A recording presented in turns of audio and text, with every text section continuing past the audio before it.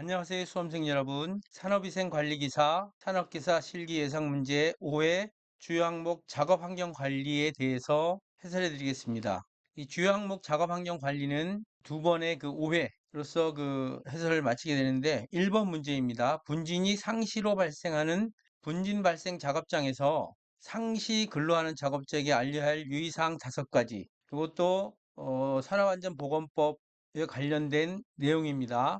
분진이 많이 발생하는 분진 발생 작업장에서 그 작업자에게 알려야 하는 유의사항. 첫 번째가 작업장 및 개인의 위생 관리에 대해서 철저하게 알려주고, 두 번째가 분진의 유해성과 노출 경로. 그 작업장에서 발생하는 분진이 어떠한 분진인지를 갖다가 또 그 분진의 유해성과 노출 경로를 알려야 되고, 세 번째, 호흡용 보호구의 사용 방법. 이것도 산업안전보건 기준에 대해서 자세히 나와 있는 규정이 있습니다. 거기에 보호구의 사용 방법, 또 분진에 관한 질병 예방 방법, 또 분진의 발산 방지와 작업장의 환기 방법 등 이렇게 5가지를 알려야 되는데, 주로 이제 보건관리자가 이러한 사실을 책임지고 알려야 됩니다.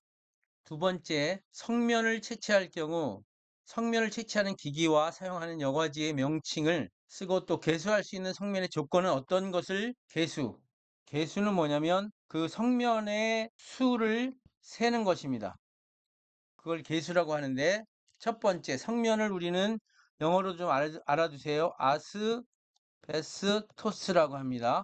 성면은 하나의 물질이 아니라 성면도 여러 가지가 있을 수 있습니다. 백성면, 청성면, 갈성면 여러 가지가 있는데, 그걸 통틀어서 아스베스토스라고 합니다. 이 성면을 사용할 때, 채취할 때 사용하는 기기는 위상차 현미경을 많이 사용하고 있습니다. 이거 외에 뭐 편광 현미경이나 여러 가지 현미경을 사용할 수 있지만, 작업환경 측정에서는 위상차 현미경을 사용하고, 그때 사용하는 여과지는 MCE 여과지, 셀루스 에스테르 막 여과지를 사용하고요. 승면을 갖다가 셀 수 있는 조건은 중요합니다. 길이가 5 마이크로메타 이상. 성면이 이러한 그 섬유로 돼 있다면 요 길이가 5 마이크로메타 이상이 되어야 되고요. 그런데 5 마이크로미터 이상은 깊숙이까지 안 들어온다고 생각하지만, 기관지로 흘러 들어오면서 이 세로로 들어온 것이 아니라 이 가로로 들어오기 때문에 요 길이는 너무 짧습니다. 그래서 깊숙이까지 들어올 수 있고요. 그 다음에 이 성면의 직경과 이 길이와 직경의 비가 3대1 이상인 섬유, 즉 이런 뭉뚱한 것이 아니라 아주 가늘고 긴 형태의 조건, 즉 길이와 직경의 비, 아스펙트 레이시오라고 해가지고 이게 3대1 이상인 섬유를 성면이라고 보고 있습니다. 3번 문제입니다. 지하 역사 및 지하도 상가에 대한 실내 공기질 시행 규칙상 실내 공기질 권고 기준이라고 있어요. 그래서 다음 오염물질 항목의 권고 기준을 단위까지 정확하게 나타나시오 해가지고, 이산화질소 NO2를 말하죠. 그 다음에 라돈 LN, 라돈이 RA가 아닙니다. RN입니다. RA는 라듐이에요. 그 다음에 총휘발성 유기화합물 해가지고 TVOC라고 이렇게 나타내는데, 그러한 요 3가지 항목이 실내 공기질 권고 기준에 나타나 있습니다. 그래서 이산화질소는 0.1 ppm 이하, 라돈 RN은 148 베크렐, BQ가 베크렐입니다. 베크렐 퍼 세제곱미터. 요거는 공기 중 공기 1 세제곱미터의 부피 속에 라돈이 148 베크렐 이하여야 되고요. 총이발성 유기화합물 TVOC는 500 마이크로그램 퍼 세제곱미터 이하 정도의 그 권고 기준은 꼭 알아두시기 바랍니다. 4번 문제입니다. 인체에 침입한 독성 물질 간의 상호작용. 인체에 침입한 독성 물질은 상호작용과 독립작용이 있습니다. 독립작용은 A라는 물질과 B라는 물질이 따로따로 작용한다는 거고, 상호작용은 A라는 물질과 B라는 물질이 서로 여러 가지 영향을 미친다. 서로 협동을 해서, 그래서 협동작용이라고도 하고요. 독성이 미치는 정도를 숫자로 표시해서 4가지로 설명하시오. 첫 번째 이제 상가작용, 영어로도 좀 알아두시기 바랍니다. 에디션이라고 해가지고 두 물질이 동시에 우리 몸에 들어온 경우에 독성 물질이 합해지는 것을 갖다가 우리는 상가작용이라고 합니다. 이 독성학에서 굉장히 중요한 의미를 가지고 있어요. 예를 들어서 A라는 물질이 2만큼의 독성이 있고 B라는 물질이 3만큼의 독성이 있는데 이 두 가지 물질이 몸속에 들어왔을 때는 합해서 5라는 독성을 미친다. 그다음에 두 번째는 상승작용, 시너리즘이라고 해가지고 두 물질이 동시에 우리 몸에 투여한 경우 개별적으로 투여한 독성을 합한 것보다 훨씬 커지는 경우. 그래서 A라는 물질이 독성이 2고 B라는 물질이 독성이 3인데 상가작용은 5의 독성을 미치는데 이것은 5 이상의 5 초과해서 9만큼, 뭐 여기서 9라고 했지만 8도 되고 10도 되고 뭐 그런 의미를 가지고 있습니다. 그 다음에 또 하나는 뭐냐면 가승작용, 포텐시에이션이라고 해가지고 이것은 잘 안 들어봤을 거예요. 가승작용은 다른 말로 잠재작용이라고 하는데 단독으로 투여할 경우에는 전혀 독성이 없거나 거의 독성이 없는 물질 A라는 물질이 다른 독성 물질 B라는 물질이 같이 투여하게 되면 독성이 크게 되는 경우입니다. 예를 들어서 A라는 독성 물질은 독성이 없어요. 거의 없거나 그다음에 B라는 물질이 독성이 2가 있는데 두 가지가 동시에 우리 몸에 들어오게 되면 2보다 큰 7, 뭐 5 이상의 큰 영향을 미칠 때의 작용을 그때 협동작용을 가승작용이라고 한다. 그 다음에 이걸 잘 알아두세요. 네 번째 길항작용, 엔타고니즘이라고 해가지고 두 물질을 동시에 투여한 경우 서로의 독성을 방해하여서 독성의 합이 독성보다 작아지는 작용을 얘기합니다. A라는 독성이 2고 B라는 독성이 3일 경우에 원래 상가는 5가 되고 상승은 6 이상이 돼야 되는데 더 줄어들었습니다. 3으로. 제가 여기에다가 예로 2 플러스 3을 계속 쓴 이유는 그 작용을 서로 비교하기 위해서 썼습니다. 이2 플러스 3을 쓰지 않고 뭐 1 플러스 2 써도 되고 그건 수험생 마음입니다. 근데 저는 이제 이 네 가지 상호작용을 비교하기 위해서 2 플러스 3을 계속 썼고 다만 가승작용에서는 하나의 물질 독성이 없어야 되기 때문에 0을 써가지고 이렇게 나타낸 것입니다. 굉장히 중요한 그 독성 물질 간의 상호작용을 설명한 것이니까 잘 알아두시기 바랍니다. 5번 문제입니다. 유해 물질의 독성을 결정하는 인자 5가지가 있는데 이것도 상식적으로 잘 알아두셔야 되는 내용인데 하나는 독성 노출 농도, 그 다음에 노출 시간, 이거는 세 번째는 작업 강도, 작업하는 강도가 얼마나 약하냐 세냐에 따라서 독성이 더 심해지냐 심하지 않느냐 그런 거고, 그 다음에 기상 조건, 그때 작업장의 습도나 온도 이런 기상 조건도 있고요. 그 다음에 개인의 감수성, 작업자 또는 근로자의 그 몸의 상태에 따라서 달라지기 때문에 이 5가지 반드시 알아두시기 바랍니다. 다시 한번 유해물질의 독성을 결정하는 인자 5가지, 노출 농도, 노출 시간, 작업 강도, 기상 조건, 개인의 감수성. 6번 문제입니다. 국제암연구위원회 IARC라고 하는데 여기서 발암물질을 구분하는 5가지 그룹의 정의가 있어요. 이 암을 연구하는 그 국제 연구 기관이나 이런 게 여러 가지가 있는데 그 중에서도 특별히 전 세계적으로 쓰이는 국제암연구위원회 International Agency for Research on Cancer의 발암물질 구분은 5가지로 나누는데 첫 번째는 그룹 A, 두 번째는 그룹 2A, 세 번째는 그룹 2B, 네 번째는 그룹 3, 다섯 번째는 그룹 4. 국제암연구에서는 5가지 이렇게 그룹을 나눠가지고 그룹 1은 확실하게 암을 일으키는 물질이라고 해가지고 인체 발암성 확인이 키워드입니다. 확인 물질. 그 다음에 그룹 2A는 사람에게 암을 일으키는 개연성이 있는 물질. 그러니까 이걸 다른 말로 인체 발암성 예측이나 또는 추정 물질이라고 하고요. 그룹 2B는 사람에게 암을 일으키는 가능성이 있는 물질, 인체 발암성 가능 물질이라고 하고, 그룹 3은 사람에게 암을 일으키는 것이 분류되지 않는 물질, 인체 발암성 미분류 물질이라고 하고, 그룹 4는 사람에게 암을 일으키지 않는 물질, 인체 비발암성 추정 물질이라고 해가지고 이 말의 뜻이 조금씩 미묘하게 틀립니다. 요걸 갖다가 잘 알아주시기 바랍니다. 요렇게 구분한 것은 뭐냐면 국제암연구위원회에서 이렇게 구분했다. 알아주시고 7번 문제입니다. 유해물질 안전보건자료 MSDS라고 합니다. 작성 시 포함사항 6가지. 이 MSDS가 있어야지 이러한 유해물질을 생산, 판매, 수출, 수입 이런 모든 것을 할 수 있습니다. 이게 MSDS가 작성이 되지 않은 유해물질은 팔거나 판매하거나 취급하거나 수출하거나 수입하거나 할 수 없습니다. 그래서 국제적으로 이 MSDS 자료는 굉장히 중요한 자료입니다. 왜 뒤에 sheet라고 했냐면 한 장으로 또는 두 장으로 근로자가 잘 볼 수 있게끔 하기 위해서 작성한 것입니다. 거기에 6가지 포함 사항이 있는데 하나는 뭐냐면 대상 화학물질의 명칭, 당연하죠. 두 번째는 구성 성분, 세 번째는 취급 시 주의사항. 이런 것을 보고 근로자가 파악을 해가지고 어떻게 취급해야 될지 판단할 수 있기 때문에 그래요. 네 번째, 인체와 환경에 미치는 영향, 물리화학적 특성, 독성에 대한 정보. 이 기본적인 그 사항을 근로자가 알고 그 작업장에서 이런 물질이 나오는데 그 물질에 6가지 이러한 포함 사항이 있으니까 작업할 때 어떤 것을 주의해 가지고 작업을 해라. 예를 들어서 먼지에 대한 그 여러 가지 상황이 있으면 반드시 방진 마스크를 쓰고 또는 피부에 닿으면 안 되기 때문에 피부 보호 용구를 착용하고 또 작업을 하고 이런 여러 가지 그 작업자가 알아야 될 기본 사항이 있기 때문에 이 다 6가지 굉장히 중요합니다. 꼭 알아두시기 바랍니다.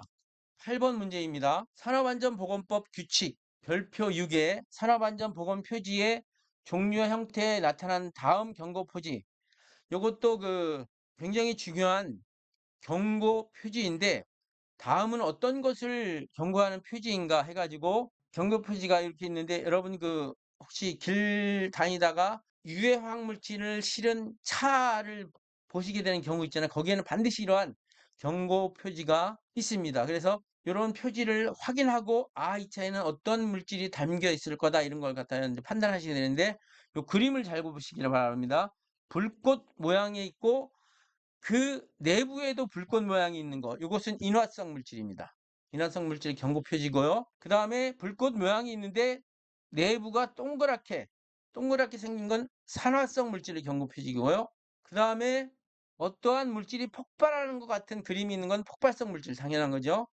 그 다음에 그 해골 표시가 있는 거는 급성 독성 물질 경고고요. 그 다음에 시험관이 양쪽에서 시험관에 있는 물질이 쏟아졌을 때 닿는 어떤 물질이 산화되는 부식되는 걸 나타내는 것은 부식성 물질 경고고 그 다음에 인체의 모형 속에 그 폐 속에 여러 가지 안 좋은 그 상황이 그려지는 것은 발암성, 변이원성, 생식독성, 전신독성, 호흡기, 과민성 물질 여러 가지입니다. 이거는 여러 가지 발암성도 될 수 있고 변이원성도 될 수 있고 생식독성도 될 수 있고 전신독성도 될 수 있고 호흡기 과민성 물질일 경우에 이러한 모든 것에 대해서 6번의 그림을 사용합니다. 안전보건 표지 종류와 형태는 시험이 계속 출제되고 있고 자주 나오기 때문에 반드시 이 그림을 보고 알아주셔야 되는데 1번, 2번 잘 구분하셔야 됩니다. 9번 문제입니다. 유해물질의 환경 위해도 평가 5단계가 있습니다. 이것도 이제 최신 문제 중에 하나인데 1단계는 위험성을 확인하는 것입니다. 위험성을 우리는 해저드라고 해가지고 해저드 아이덴티피케이션이라고 가지고 위험성 확인, 특정 물질이 암이나 불임과 같이 특정 보건 영역과 인과관계를 가지는지를 결정하는 과정을 1단계라고 하고 2단계는 용량 반응 평가, 섭취된 물질의 그 양과 보건의 악영향 발생과의 관계를 특정하는 과정. 3단계는 노출 평가, 대상 독성 물질에 피폭되는 인구의 규모와 특성, 노출 시간과 독성 물질의 농도를 결정하는 사항을 포함하고 있습니다. 4단계는 위해도 결정. 자, 위험성은요, 위에서 1단계에서는 해저드라고 하는데, 위해도는 리스크라고 또 이렇게 영어로 표시하고 있습니다. 리스크 캐렉터라이제이션, 공중인의 보건 문제와 크기를 평가하는 것으로서, 이거 4단계는 1, 2, 3단계를 다 종합한 것입니다. 그 다음 5단계는 위해도 관리, 리스크 매니지먼트라고 해가지고 무엇을 할 것인가에 대한 과정으로 공중인의 보건과 환경을 보호하기 위한 국가적 자산의 배분, 정책 결정을 하는 것으로 이 판단은 정치적, 사회적 판단이 필요하다. 이런 의미를 말하는데 지금 여기에 설명하는 것은 이 단계를 좀 더 여러분들한테 설명하기 위해서 붙인 거고, 사실 이 문제의 5점에서는 이 1단계 위험성 확인, 2단계 용량 반응 평가, 3단계 노출 평가, 4단계 위해서 결정, 5단계 위해도 관리, 이런 식으로만 쓰시면 되겠습니다. 10번 문제입니다. 소음 방지를 위해 사용하는 다공질형 흡음 재료. 다공질형이라는 것은 뭐냐면 어떤 형태의 흡음 재료가 있는데 그 안에 여러 가지 공기를 포함할 수 있는 공기 구멍들이 있다. 여러분 그 스펀지나 이런 그 이 다공이라는 게 뭐냐면 다공, 많은 구멍이 들어가 있는 그러한 흡음 재료를 말합니다. 이 중에 하나가 펠트입니다. 펠트. 어떤 섬유를 꽉 눌러서 그냥 형성한 것이고, 예전에 보면 어떻게 그 어떤 현관문을 들어갈 때 그 발판 같은 걸 이렇게 여러 가지 섬유를 눌러 가지고 만드는 거 있었죠. 그게 펠트고요. 또 하나는 유리솜입니다. 글라스 울. 그리고 또 다공질형은 발포 수지대료, 스티로폴이라고 해가지고 플라스틱을 뻥튀겨 가지고 만든 그러한 스티로폴.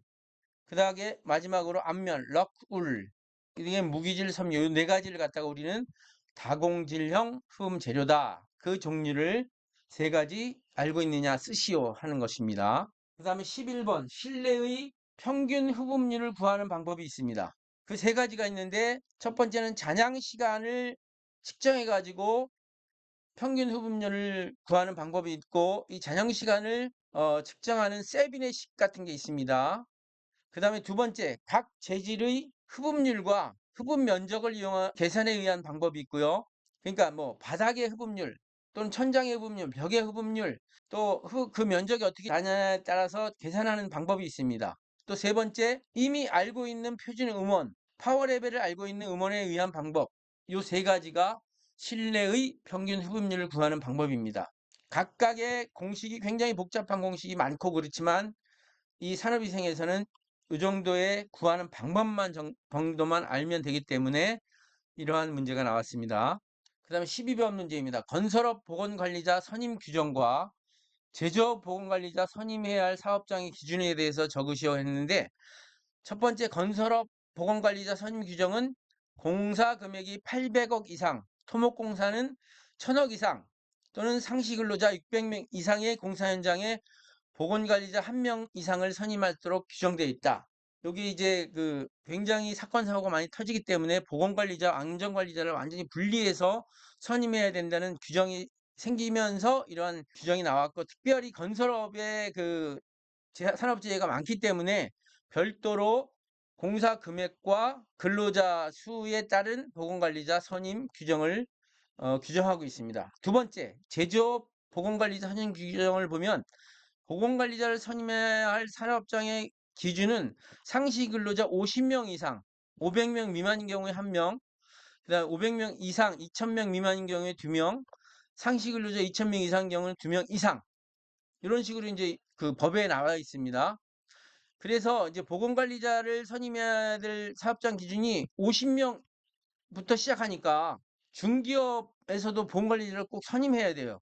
그러다 보니까 보건관리자의 저기 요건이 뭐냐면 산업위생기사, 산업위생관리기사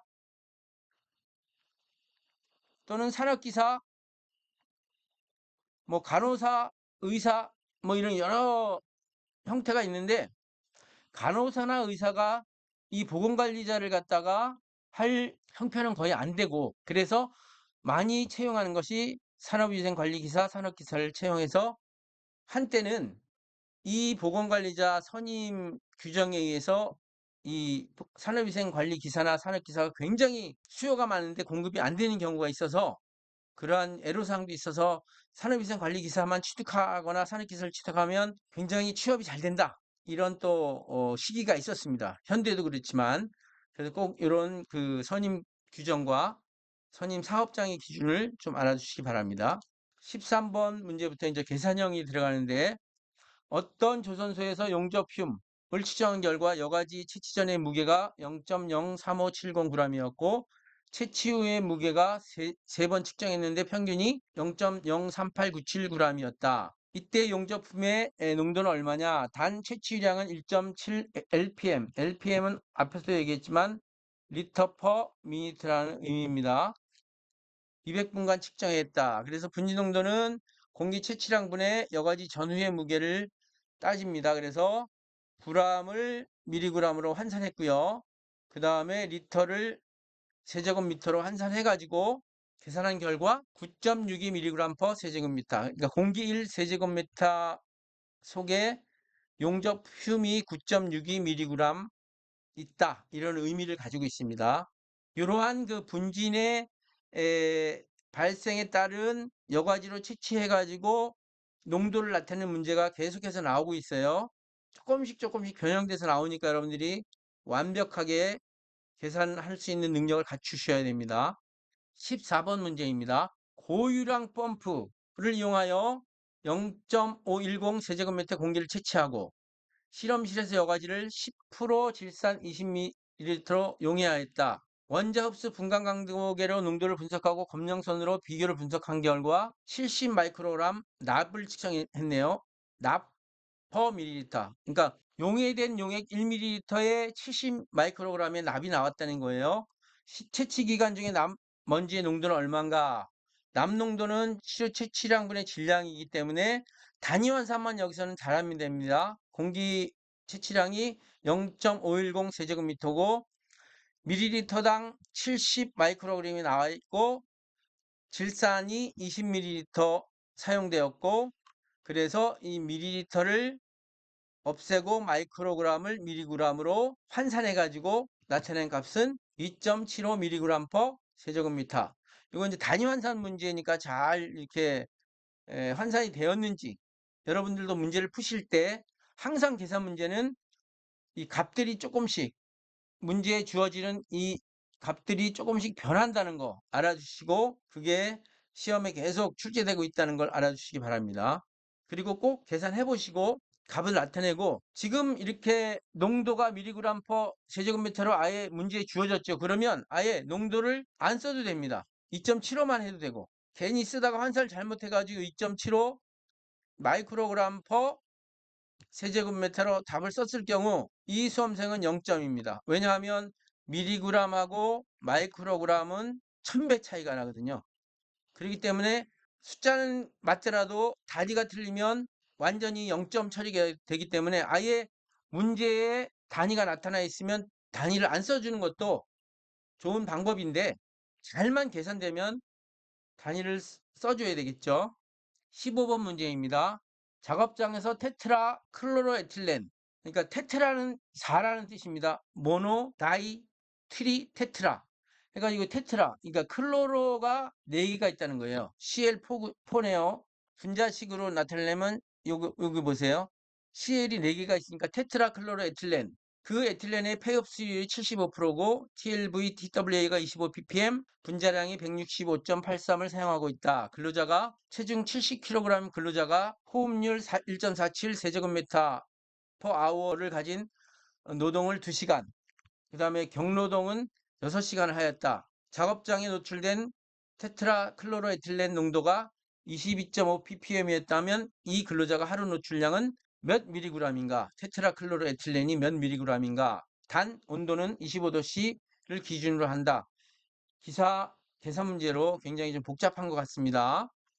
일단 작업장의 농도 ppm을 미리그램 per 세제곱미터로 환산을 하게 되면 환산식이 있죠. 테트라클로로에틸렌이 22.5 ppm을 미리그램 per 세제곱미터로 하려니까 24.45분의 m입니다. m이 165.83이니까 대입해서 152.6 mg per 세제곱미터 나왔죠.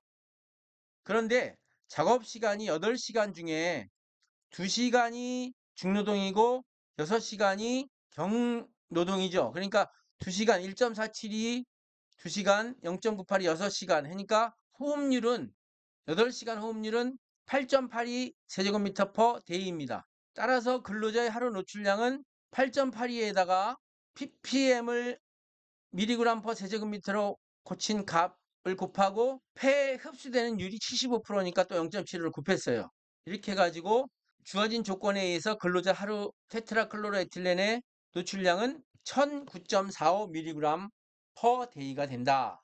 잘 알아두시기 바랍니다. 16번 문제입니다. 작업장 소음을 측정하였더니 소음 수준이 90dB이 5시간, 95dB이 3시간이었다. 이때 누적 소음 노출량과 시간 가중 평균을 구하시오. 누적 소음 노출량은 퍼센트로 D라고 나타나는데 원래 CWA가 90dB이잖아요. 거기에 5시간이면 8분의 5고요. 그 다음에 95dB는 4시간입니다. 기준이. 90dB는 8시간이고 95 4시간이니까 4분의 3 해가지고 계산하니까 1.375, 즉 137.5%가 됐어요. 그러면 시간 가중 평균을 구하는 이 굉장히 중요한 식이 있습니다. 이거. 자, 여기에 보면 지금 8시간 전체 작업을 했으니까 이 100은 그대로 들어가고요.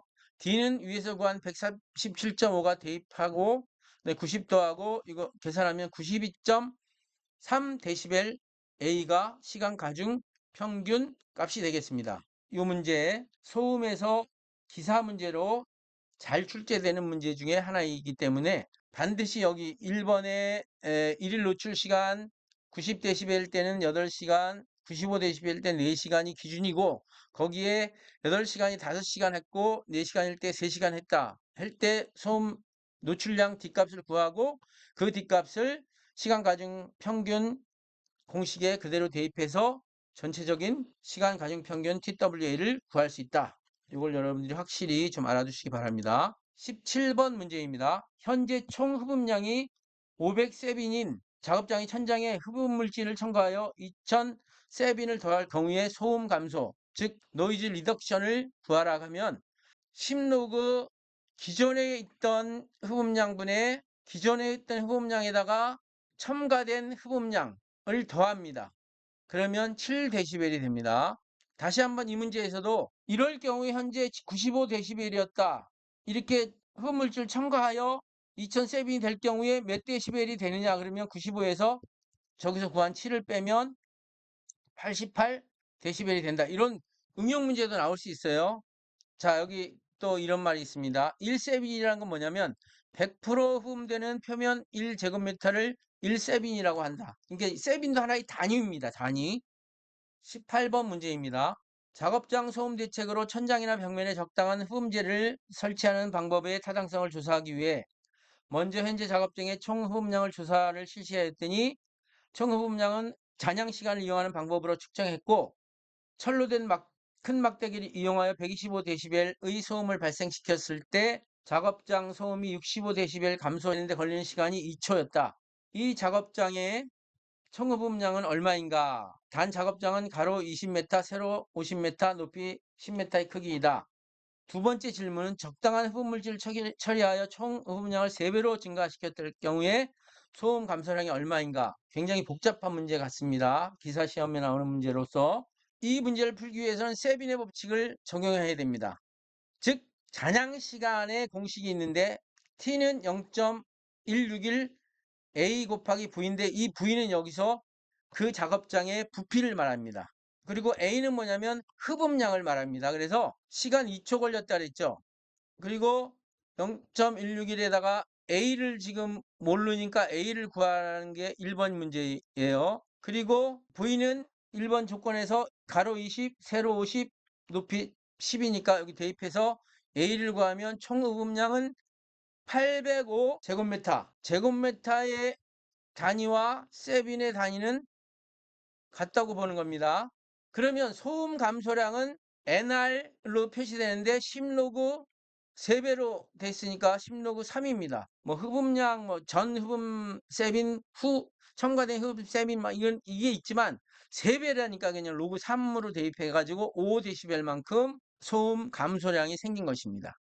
그래서 총 흡음량을 구했고 흡음 감소량이 5dB이라는 것을 이 문제에서는 답으로 나타나 있습니다. 19번 문제입니다. 작업장의 소음이 80dB이 4시간, 85dB이 2시간, 91dB이 30분, 94dB이 10분 측정되었다. 이 측정 소음에 대한 노출 지수를 구하고 작업장에서 발생한 소음 초과 여부를 판단하라.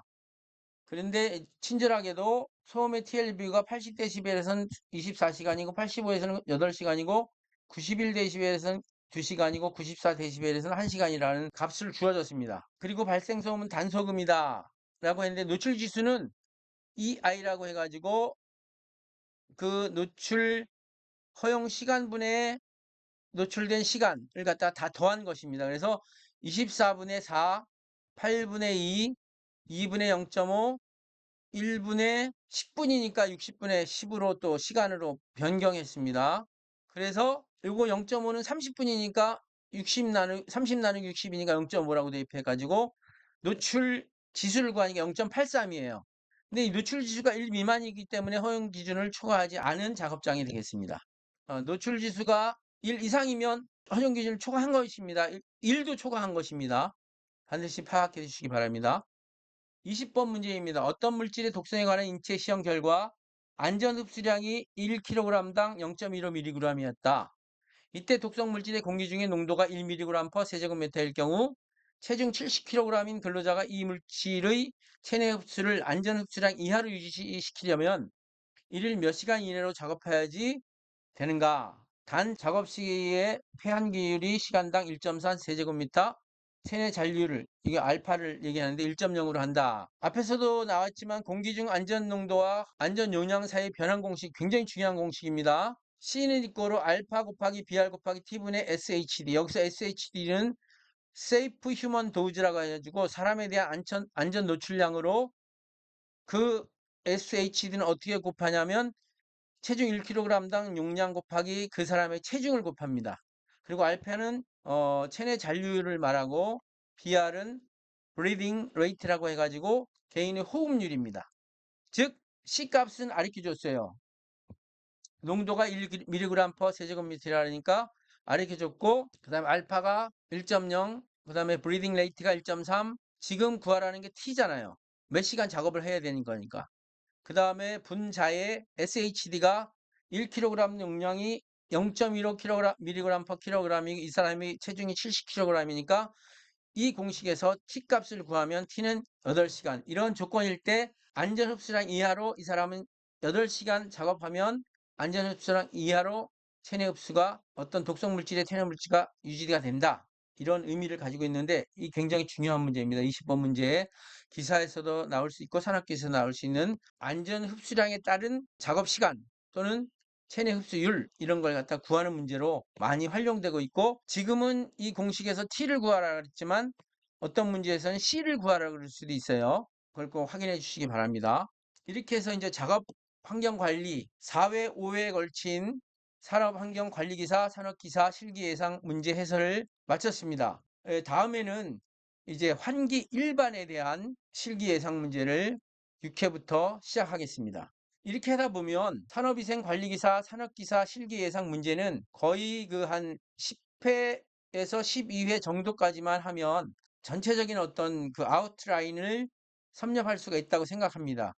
그러한 저의 그 해설 설명을 듣고 수험 공부를 하시고 실기시험에 응시한다면 좋은 결과가 있으리라고 생각됩니다. 감사합니다.